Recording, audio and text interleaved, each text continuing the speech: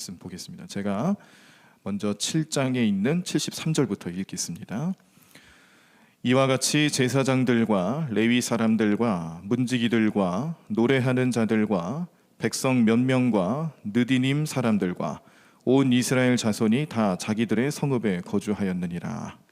이스라엘 자손이 자기들의 성읍에 거주하였더니 일곱째 달에 이르러 모든 백성이 일제히 수문 앞 광장에 모여 학사 에스라에게 여호와께서 이스라엘에게 명령하신 모세의 율법책을 가져오기를 청하매 일곱째 달 초하루에 제사장 에스라가 율법책을 가지고 회중 앞 곧 남자와 여자나 알아들을 만한 모든 사람 앞에 이르러 수문 앞 광장에서 새벽부터 정오까지 남자나 여자나 알아들을 만한 모든 사람 앞에서 읽음에 뭇 백성이 그 율법책에 귀를 기울였는데 그때에 학사 에스라가 특별히 지은 나무 강단에 서고 그의 곁 오른쪽에 선 자는 mat디랴와 스마와 아나야와 우리야와 hil기야와 마아세야요 그의 왼쪽에 선 자는 부다야와 미사엘과 말기야와 하숨과 하스바다나와 스가랴와 무술람이라.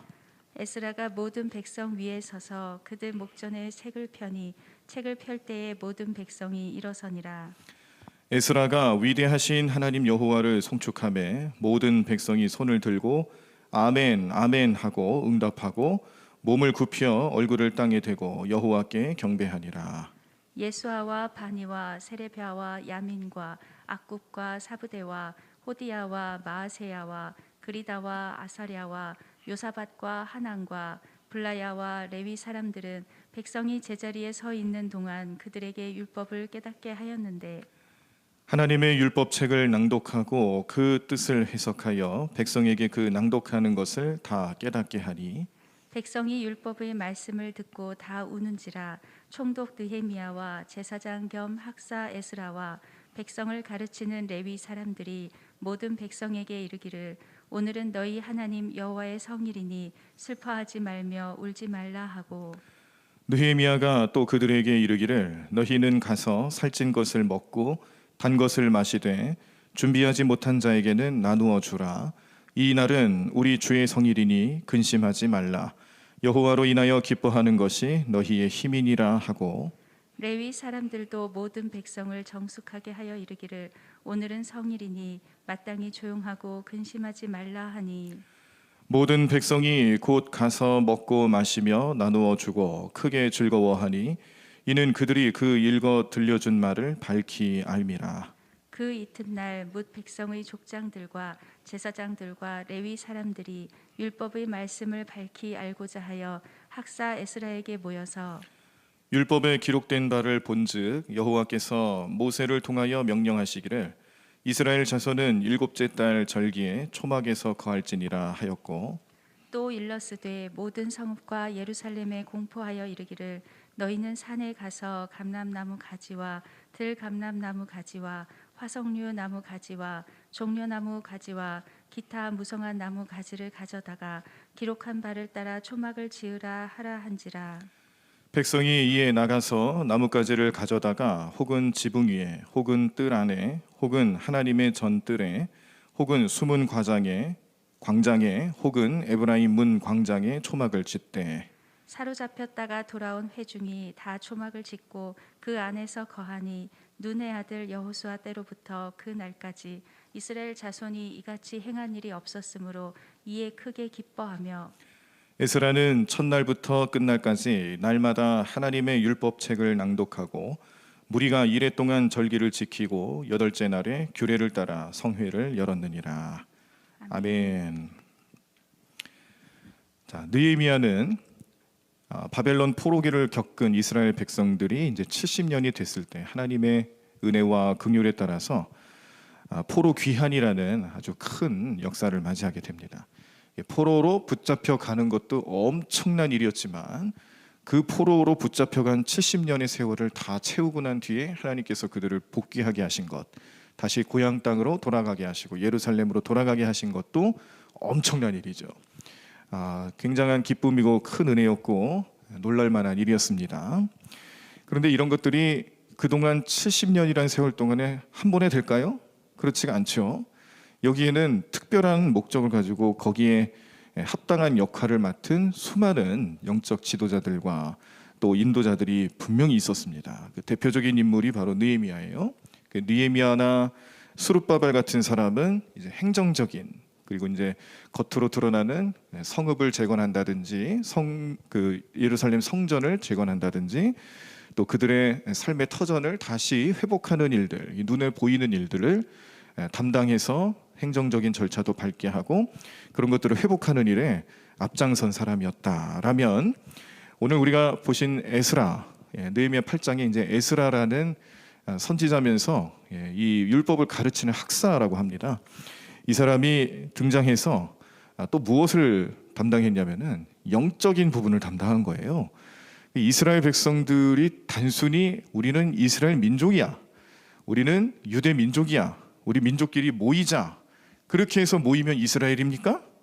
성경은 절대 그렇게 얘기를 하는 게 아니죠. 이스라엘 민족의 그 중심의 그들의 정체성은 하나님이시거든요. 하나님이 선택한 민족, 하나님이 이끄시고 하나님을 섬기고 하나님을 예배하고 하나님 말씀에 귀를 기울일 수 있는, 다른 수많은 민족들은 그렇게 살지 않는다 할지라도 이 이스라엘 민족만큼은 하나님께서 택하시고 이끌어 가시는 복된 민족이다, 선택받은 민족이다. 그것은 무슨 얘기냐면 그들의 삶의 중심에 항상 하나님이 있었고 하나님 말씀이 살아 있었다라는 모습입니다. 그런 내용이에요. 그러니까 학사 에스라는 성벽을 재건하고 성전을 재건한 것 다 중요하죠. 그런데 거기에 더불어서 중요했던 게 뭐냐면 그들의 영성을 회복하는 거예요. 영적인 삶이 어땠는지를 회복하고, 회복하기 위해서는 기록된 하나님의 말씀을 읽어주고 그것을 깨닫는 게 중요했다는 것을 잘 알았다는 겁니다. 그래서 에스라는 오늘 느헤미야의 또 부탁도 받고 또 에스라 마음에 이 말씀에 대한 열정도 있고 해서 포로 귀환한 백성들에게 이제 율법을 읽어주면서 그것을 깨닫게 하죠. 그러는 과정 중에 초막절이라는 게 있었구나. 초막절이라는 걸 지키기 위해서 자기들이 이미 거주하고 있는 성읍들에서 다시 다 나온 거예요. 그래서 숨은 광장이라는 곳에 모인 겁니다. 그래서 그 주변에 나뭇가지들을 엮어서 지붕도 만들고 뭐 벽도 만들고 그러면서 이제 초막들을 엄청 지어서 거기에 들어가서 일주일간 한 주간 머물며 하나님 말씀 듣고 기쁨으로 살고 나누고 그 은혜를 경험하는. 근데 이것이 갑자기 등장한 절기가 아니라 이미 여호수아 때부터 지켜지고 있었던 절기였는데 그게 중단이 됐었던 거예요. 하나님의 징벌도 있었고 포로 생활을 하는 과정 중에 그들이 이 신앙대로 살 수가 없으니까 중단되어 있던 이런 절기들이 오늘 에스라와 더불어서 회복이 되는 모양새를 보신 건데, 와, 그런데 이 에스라와 함께 말씀 읽고 초막절을 지키고 하는 그런 모양, 이 광경들을 우리가 말씀을 통해서 보면서 깨닫는 것은 지금 이 백성들이 지금 엄청 은혜를 받고 있는 겁니다. 은혜를 엄청 받고 있어요. 그래서 오늘 우리가 이 느헤미야 8장 말씀을 보면서 이런 일들이 이 이스라엘 백성들에게 나타날 수 있었던 이런 일들이 오늘 우리들의 삶에도 나타나려면 우리 무엇을 깨닫고 무엇을 본받아야 될까? 8장 말씀을 통해서 몇 가지 우리가 영적인 원리들을 좀 기억해야 되지 않겠는가? 우리 교회와 또 우리 가정, 또 우리 소그룹 모임들, 영적인 모임들에서 이러한 모습들이 나타나기를 소망하면서 그런 내용들로 우리 마음속에 기억하고 우리도 은혜를 받기 위해서 무엇을 회복하고 무엇을 또 실천해야 될까 생각해보는 오늘 귀한 시간 되기를 바랍니다. 자, 어떻게 해서 이스라엘 백성들은 이렇게 은혜를 받았을까? 은혜를 받았던 과정들을 이제 하나하나씩 되짚어 보면, 첫 번째는 모였어요. 이 참 별거 아닌 것 같은데 이 모인다라는 의미가 참 은혜의 기본인 것 같습니다. 그들의 삶의 현장, 가정으로 자기들의 삶의 현장에서 머물러 있다가 모였어요. 모이니까 은혜를 받는 거죠. 몸이 모이든 우리의 몸이 한 장소에 모이든 아니면 우리 마음이 하나로 모이든 어쨌거나 모이는 게 중요하구나, 그걸 깨닫습니다. 자, 그리고 하나님 말씀을 들으니까 은혜를 받는 거예요. 율법인 하나님 말씀을 에스라가 앞에서 낭독을 하고, 그런데 그 낭독하는 말씀을 시간으로 따져보니까 어마어마합니다. 새벽부터 정오까지 말씀을 낭독하는 거예요.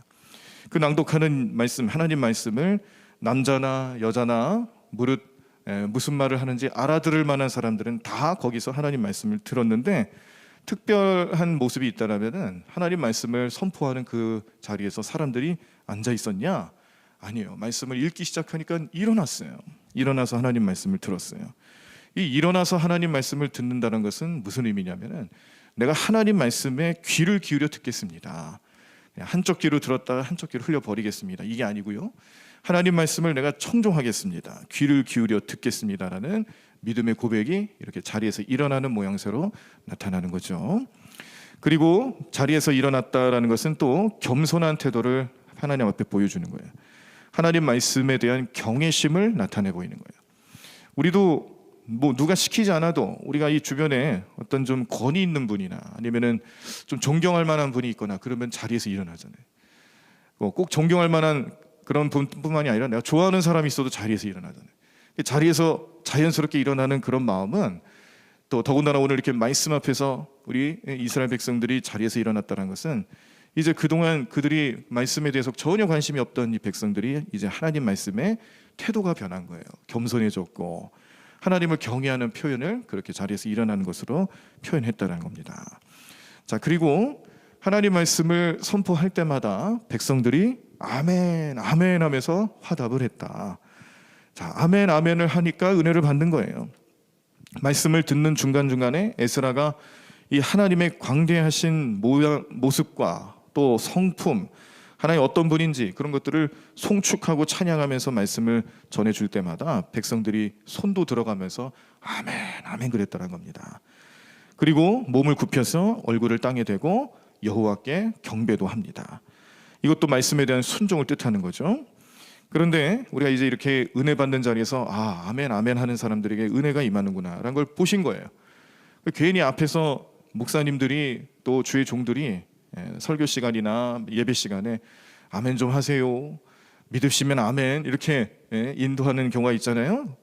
그 괜히 하는 게 아니란 거죠. 우리가 아멘을 일부러라도 좀 해야 그래야 우리가 은혜를 받는다는 거예요.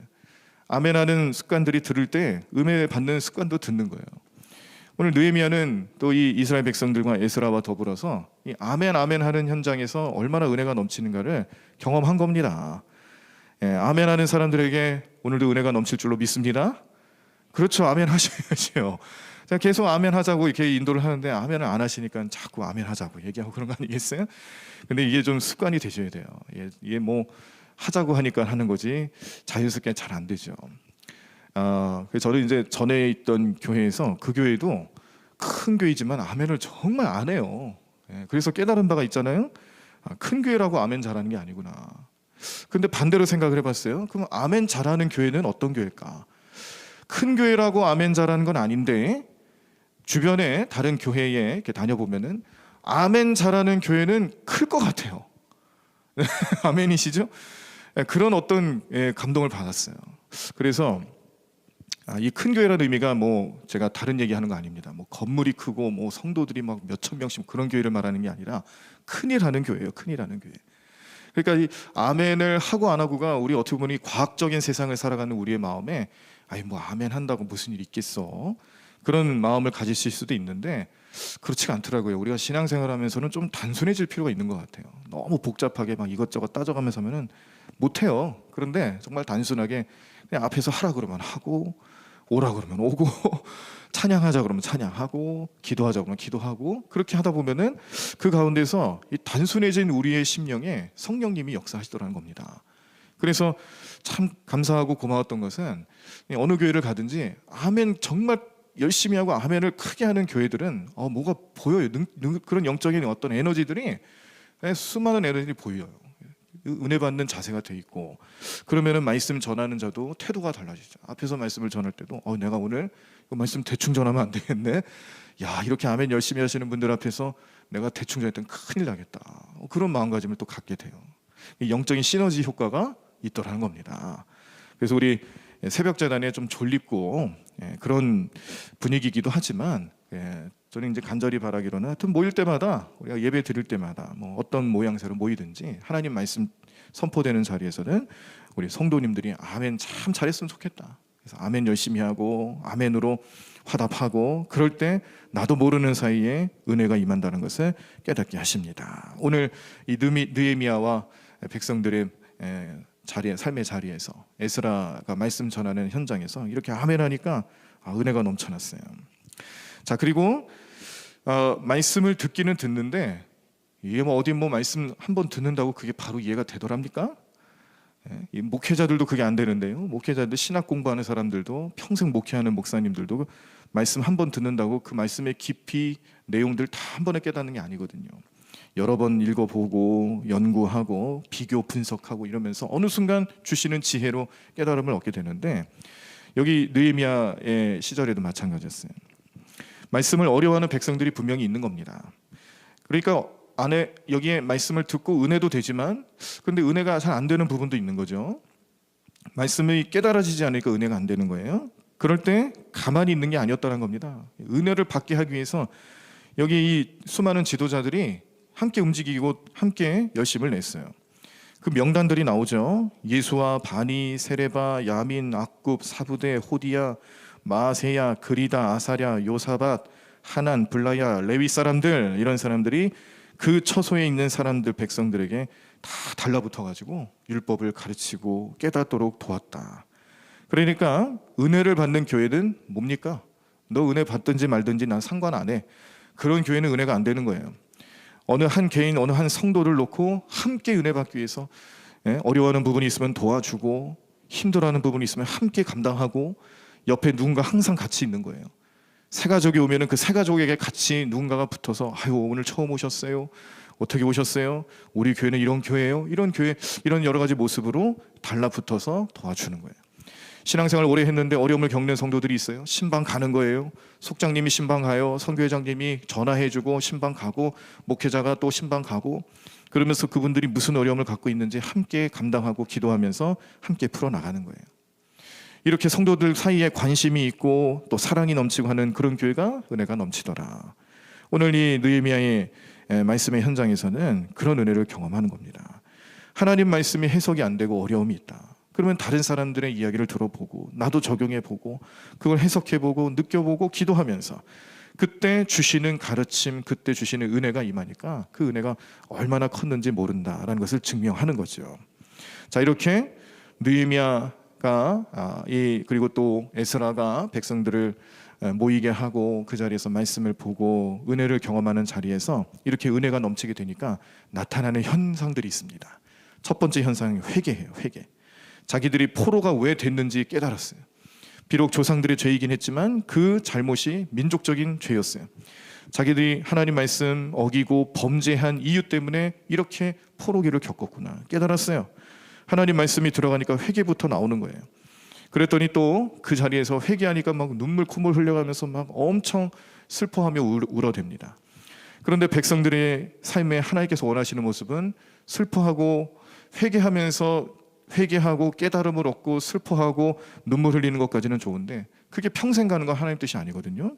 그리고 오늘 이 에스라와 더불어서 말씀을 읽는 자리, 초막절을 지키고자 하는 그 자리, 그 절기를 지키고 말씀이 임하는 자리에서는 슬퍼하고 우는 것이 목적이 아니라 기뻐하는 게 목적이다. 깨달음이 있어서 슬퍼하는 것은 우리의 자연스러운 신앙생활의 현상이겠지만 영원히 그 슬픔을 간직하지 말라는 거죠. 슬픔은 잠깐이에요. 깨달음을 얻고 슬퍼하는 것은 잠깐이에요. 더 중요한 건 그러므로 우리는 기쁨으로 살아간다. 그만 울고 주의 성일이니까 초막절을 잘 지키면서 이제 근심하지 말고 우리 여호와로 기뻐하는 삶을 살아갑시다. 권면하는 거죠. 그랬더니 또 백성들이 얼마나 또 이 지도자들의 권면에 잘 순종하는지 또 그만 울고 우리 기뻐합시다 했더니 또 정말 그냥 또 울음 딱 끝이고 기뻐하는 삶을 살아가는 모습을 보는 겁니다. 이게 왜 가능할까요? 이게 어떻게 해서 가능할까요? 은혜가 임하니까 그런 거예요. 은혜가 임하니까 그런 현상이 나타나는 거예요. 그리고 구원의 감격을 경험하고 또 이러한 구원의 감격을 통해서 이제 앞으로 이제 고향으로 돌아와 정착하고 재건 사업을 펼쳐나가고 영성을 회복하는 모든 과정에서 이 백성들에게 이제 소망이 보이는 거죠. 우리의 인간의 죄된 모습과 또 인간적인 모습들, 슬픔과 절망에 빠져 있는 우리의 모습들을 은혜 받는 자리에서 다 뒤집어 엎어 놓더라는 겁니다. 하나님의 구원의 은혜를 바라보면 기뻐하고 즐거울 수밖에 없는 거예요. 그래서 우리는 여기서 이런 영적인 원리를 발견하죠. 듣고 순종할 때 기쁨이 오더라. 듣고 순종하면 은혜가 되더라. 이스라엘 백성들이 하나님 말씀을 듣고 그 말씀을 쫓아 순종을 하니까 기쁨과 즐거움이 넘쳐나더라. 그 현장을 오늘 우리에게 보여주시는 겁니다.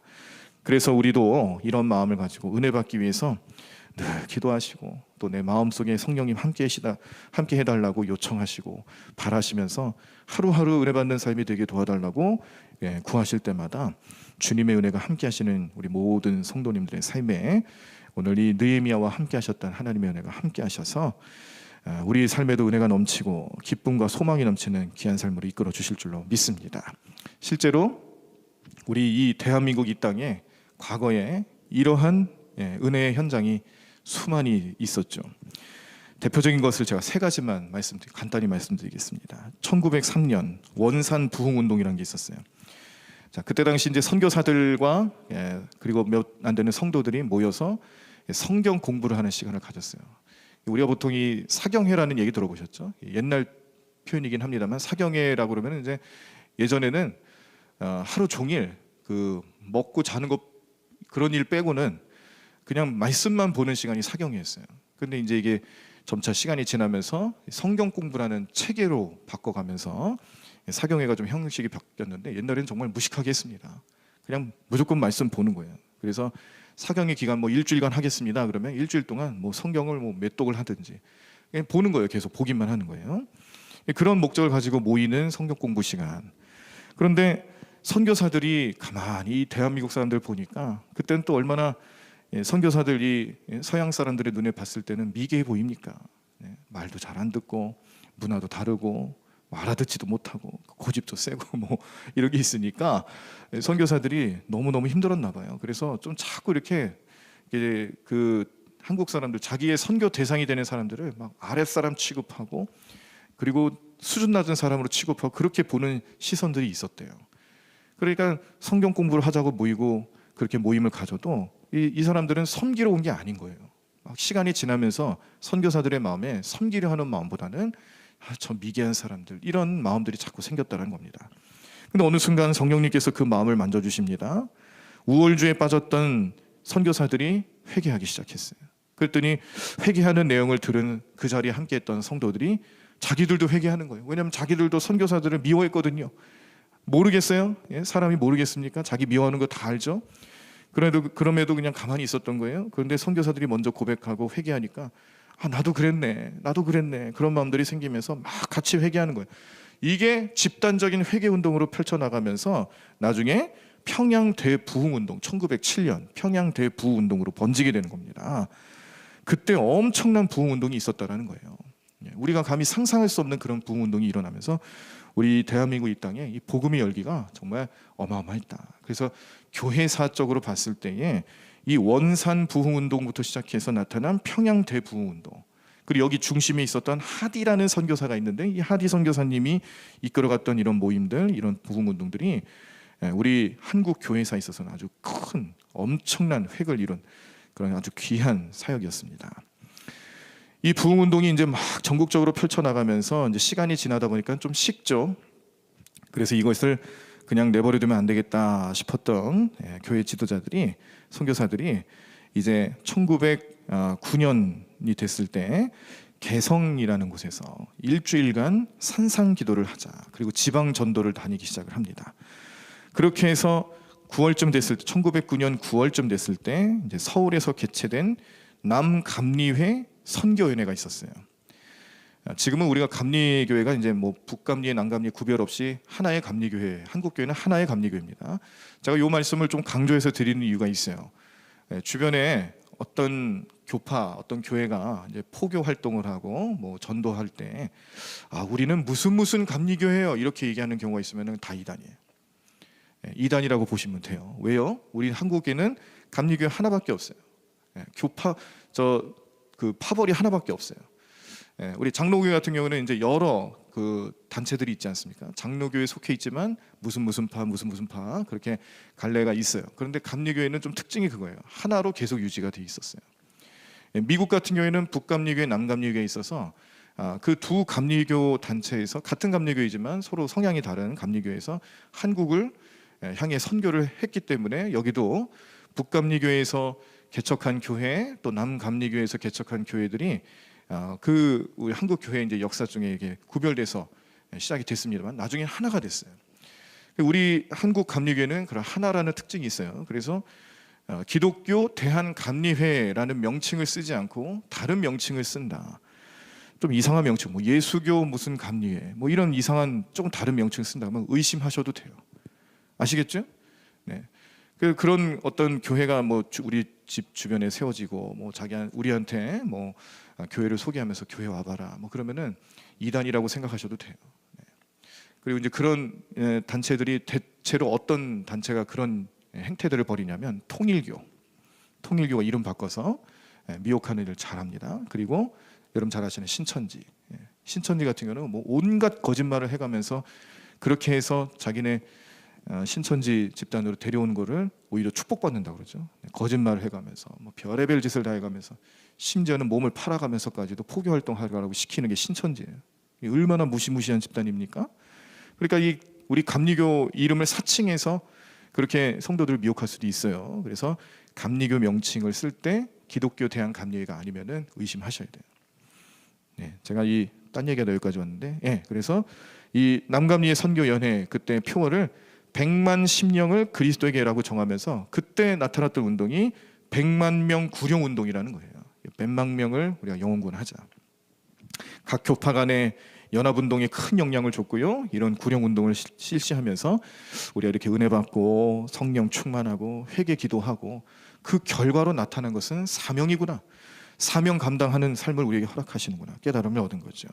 그래서 우리 한국 이 땅에도 과거에 느헤미야가 경험했던, 에스라가 경험했던 말씀으로 은혜 받고 회개하고 변화되고 기쁨으로 살아가는 삶이 여기 이 이스라엘 백성들에게만 국한된 게 아니었어요. 우리나라에도 많은 그런 부흥운동이 생겨나면서 전 세계적으로도 그런 운동들이 많이 일어났고 또 특별히 좀 영국이라든지 미국이라든지 이런 데서 그런 또 부흥운동들, 성령운동들이 참 많이 일어났었습니다. 그렇게 해서 이 전 세계적으로 복음이 전파되고 그 복음의 열기가 나타나게 됐다라는 과거 역사적인 사실이 분명히 있습니다. 그러니까 하나님께서 성령님을 통해서 역사하시는 게 그냥 우리가 막연하게 생각하는 그런 부분이 아니라 정말 하나님께서는 시대마다 교회를 통하여서 또 지도자들을 통해서 그렇게 역사하시는구나. 그게 우리나라에서도 있었구나. 지금의 우리 한국 교회가 탄생하고 또 발전할 수 있었던 그 모든 밑바탕에는 그런 운동들과 회개와 은혜 받는 일, 말씀으로 세움 받는 일, 이런 여러 가지 모습들이 있었다는 것을 오늘 기억하시고 생각하실 때에 우리가 다시 한번 결단할 것은 뭐냐? 간단히 표현하면은 모여서 은혜 받자. 모여서 은혜 받는 일에 최선을 다하시는 거예요. 그래서 이 새벽 제단도 모일 수 있을 때 모이시는 거예요. 뭐 코로나 물론 염려가 됩니다만 건강상의 문제 없으면 모이세요. 오셔요. 예배 시간에도 오세요. 뭐 속회 모이자 모이세요. 선교회별로 어떤 모임을 갖고 우리 사업을 합시다 그러면 오시는 거예요. 모이자 그럴 때 모일 수 있고 모여서 은혜 받고 회개하고 회개와 또 은혜 받는 현장에서 나타나는 기쁨과 감격들을 내 마음속에 항상 소중히 생각하고 각인시키면서 내가 하나님의 백성으로 살아가고자 할 때 기쁨과 구원의 감격, 그 모든 것을 통해서 주시는 하나님의 역사하심이 우리 모든 성도님들의 삶의 가정의 자리에 반드시 나타날 줄로 믿습니다.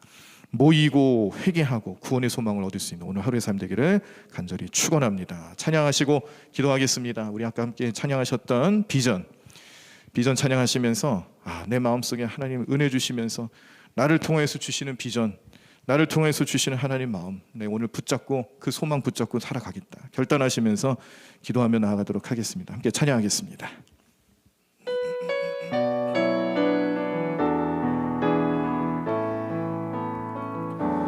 우리 보좌 앞에 모였네. 함께 주를 찬양하며 하나님의 사랑 그 아들 주셨네. 그의 피로 우리 구원받았네. 십자가에서 쏟으신 그 사랑 강같이 온 땅에 흘러 각 나라와 족속 백성 방언에서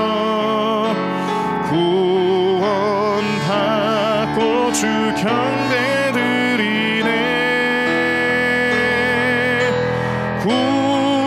구원하심이 보좌에 앉으신 우리 하나님과 어린 양 때이도다.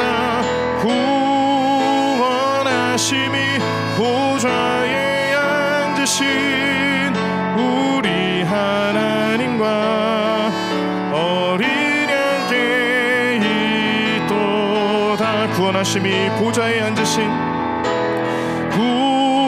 구원하심이 보좌에 앉으신 우리 하나님과 어린 양 때이도다.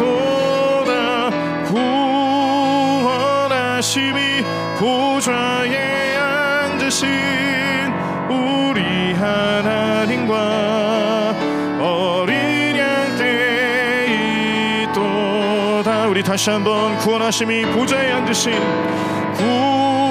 구원하심이 보좌에 앉으신 우리 하나님과 어린 양 때이도다. 구원하심이 보좌에 앉으신 우리 하나님과 어린 양 때이도다. 우리 다 자리에서 일어나시겠습니다. 오늘도 말씀 기억하고 말씀의 의미를 생각하시면서 주님, 오늘 우리 자리에 모였습니다. 주님, 오늘도 우리에게 은혜를 베풀어 주시옵소서. 오늘 우리들이 은혜 받고 주님 뜻대로 살아가는 오늘 하루의 삶이 될 수 있도록 역사해달라고, 우리의 간절한 기도에도 응답해 주시고 성령 충만함으로 오늘 하루의 삶을 잘 살아갈 수 있도록 주님 역사해달라고 우리 주여 한번 크게 외치시고 우리께 통성으로 기도하겠습니다. 주여, 주님, 하나님 오늘도 주님의 놀라운 능력과 은혜로 우리를 이끌어주시는 주님을 찬양합니다. 하나님, 오늘도 주님만 경배합니다. 주님만 바라봅니다. 주님 우리 마음속에 모시고 주님의 능력으로 하나님께 삶될 수 있도록 모든 성도들과 동행해 주시며 오늘도 성령님 주시는 은혜와 축복 속에서 날마다 우리 주님만 바라보며 찬양하며 살아가 우리 삶이 되게 도와주시옵소서. 하나님, 이 시간 주님 간절히 구하며 기도하는 모든 심령들마다 하나님 놀라운 능력이 나타나게 도와주시옵소서. 믿음으로 살아가는 우리 삶이 될 수 있도록 성령님 함께해 주시옵소서. 오늘도 주님이 이 새벽제단 주님 전에 나와 기도하는 모든 주의 백성들의 마음속에 하나님으로 말씀의 능력이 나타나게 도와주시옵시고 말씀으로 붙잡히는 삶이 되게 도와주시옵시고 말씀과 함께 주님과 동행하며 말씀 안에서 온전히 행하며 나아가는 우리 삶이 될 수 있도록 역사하여 주시옵소서. 주님, 하나님 인도하실 줄로 믿습니다. 하나님 능력의 손길로 인도하시는 귀한 삶 될 수 있도록 역사하실 줄로 믿습니다. 주님, 하나님 믿음 안에 온전히 승리하며 살아가는 우리 모든 성도들의 삶이 될 수 있도록 주님 우리를 붙잡아 주시옵소서. 주님 우리 모든 삶을 인도하여 주시옵소서. 하나님 능력의 손길로 인도하여 주시옵소서. 하나님, 오늘도 주님께서 우리에게 베풀어 주신 그 귀한 말씀 속에 하나님, 오늘도 느헤미야와 에스라를 통하여서 이스라엘 백성들 70년의 포로 생활을 하고 귀환한 후에 하나님 말씀으로 세움받는 자리에 세워졌습니다. 하나님, 그들이 모였습니다. 모여서 은혜 받았습니다. 은혜 받는 자리에 회개 역사 나타났습니다. 회개하는 삶을 통하여서 구원의 감격과 주님의 놀라운 능력을 경험했습니다. 하나님, 이 모든 영적인 원리들이 우리 모든 신앙의 삶의 현장에, 우리 교회에, 우리 가정에, 우리 모든 직장과 사업장에 내가 어느 곳에 있든지 주님 함께 하시는 삶을 통해서 나타나게 도와주시옵소서. 하나님 믿음으로 행하며 나가게 또 인도하시고 도와주시옵소서. 주님 은혜 가운데 머물게 하여 주시옵시고 능력의 손길로 인도하여 주시옵소서.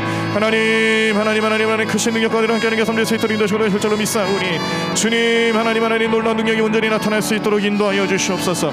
하나님 믿음 안에 온전히 승리하며 살아가는 귀한 삶 될 수 있도록 역사하여 주시옵소서. 주님, 하나님 도와주실 줄로 믿습니다. 하나님 은혜 가운데 머물게 하여 주실 줄로 믿습니다. 하나님, 오늘도 우리 마음을 감찰하여 주시옵소서. 우리 마음속에 역사하여 주시옵소서. 우리의 심령을 붙잡아 주시옵소서. 하나님 능력으로 살아가는 우리 모든 성도들의 삶이 될 수 있도록 인도하여 주시옵소서. 하나님, 성령님께서 우리 모든 삶을 주장하시며 우리의 삶을 이끌어가시는 주님의 놀라운 능력이 나타날 수 있도록 날마다 우리 모든 삶을 인도하시고 도와주시옵소서. 하나님 함께 하실 줄로 믿습니다. 주님, 하나님 도와주시옵소서. 하나님 역사해 주시옵소서. 주님만 의지하며 주님 주님만 바라보며 살아가는 게 될 수 있도록 인도하시고 도와주실 때에 오늘도 성령님께서 우리 모든 성도들의 마음을 붙잡아 주시옵시고 하나님 가정에서 예배하며 가정에서 기도하며 주님 제단 쌓는 모든 가정들마다 주님 축복하여 주시옵소서. 하나님 놀라운 능력이 나타나는 게 될 수 있도록 주님 이끌어 주실 줄로 믿습니다. 하나님 도와주실 줄로 믿습니다. 하나님 인도해 주실 줄로 믿습니다. 믿음을 가지고 주님 앞에 나가는 우리 모든 심령들마다 주님 만져주시옵시고 주님 운성 주시옵시고 하나님 능력의 손길로 함께 하시는 주님만을 바라보며 나가는 게 될 수 있도록 주님 우리 모든 삶을 주장하여 주시옵소서. 하나님 도와주실 줄로 믿사오니 하나님 오늘도 주님과 늘 동행하며 살아가는 우리 모든 삶 될 수 있도록 주님 도와주시옵소서. 하나님 오늘도 주님 전에 나와 기도하며 주님 안타까운 심령으로 주님 간절한 마음으로 주님 앞에 기도하는 모든 성도들의 마음에 주님 십자가 은혜가 넘쳐나게 도와주시옵소서. 십자가 위에서 우리를 위해서 고통당하시고 질고당하시며 우리 삶의 모든 문제들을 해결해 주신 주님께서 오늘도 우리 모든 성도들의 마음에 합하여져서 주님 우리 안타까운 심령들 우리의 간절한 기도에 응답해 주시고 우리에게 하나님의 뜻과 의미를 알고 은혜로 살아가는 삶이 될 수 있도록 역사하여 주시옵소서. 주님 하나님 도와주실 줄로 믿습니다. 주님 믿음으로 행하며 나가는 게 될 수 있도록 역사해 주실 줄로 믿습니다. 주님 하나님 붙잡아 주시옵소서. 하나님 오늘도 주님의 놀라운 능력이 나타나는 게 될 수 있도록 우리 모든 삶을 주장하여 주시옵소서. 하나님 내 삶을 온전히 주님 앞에 맡기며 말씀으로 살아가기 위하여 결단하오니 하나님 오늘도 주님 우리와 동행하시는 주님의 놀라운 능력이 나타날 수 있도록 인도해 주시옵시고 하나님 크신 능력과 은혜로 함께하는 게 될 수 있도록 역사하여 주시옵소서. 주님 하나님 도와주실 줄로 믿습니다. 하나님